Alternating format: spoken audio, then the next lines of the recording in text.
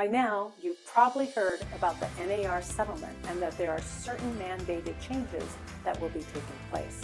Let's distill the essence of the settlement changes, particularly as it relates to the buyer-broker compensation.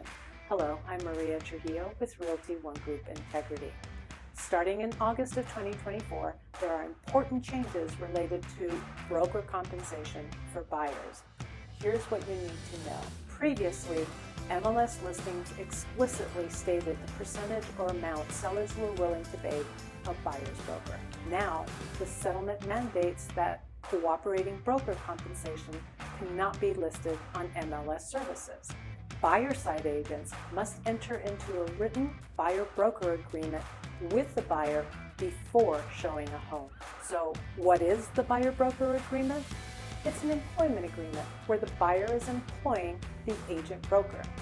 This agreement specifies compensation, services to be performed, duration of the agreement, and duties of the buyer, the agent, and the broker, similar to listing agreements on the sales side.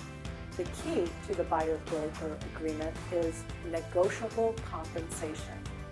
Compensation has always been negotiable. The revised buyer-broker agreement explicitly states the agreed-upon compensation between the buyer and their agent. Listing agreements also specify compensation for the listing agent without making it public on MLS. When a listing agent is taking a listing, the agent and the seller determine how much compensation to offer a buyer's broker. How will this work? Does the buyer fund the compensation for the buyer's agent? Not necessarily. There are options. Buyers can authorize brokers to accept compensation from sellers. If the seller's offer exceeds the agreed amount between the buyer and the agent, the difference benefits the buyer as a credit.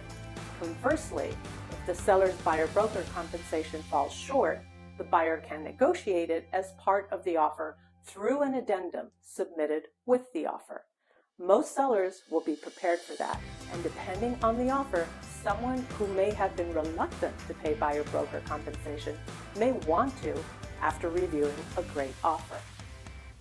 So yes, we feel that sellers will continue to make offers of compensation to buyer-brokers. Why?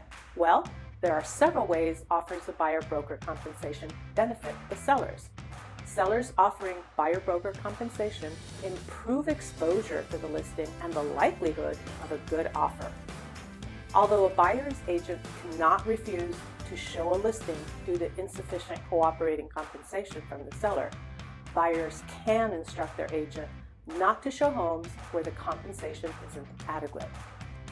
Those are buyers who could have potentially submitted a great offer. Another reason to offers of compensation is that the probability of moving a buyer through an offer and into closing improves. Buyer's agents play a crucial role in guiding transactions, from ensuring buyer qualification to submitting offers and handling the contingencies. They ensure a smooth process with met timelines. Offering compensation to a buyer's agent helps avoid dual agency challenges.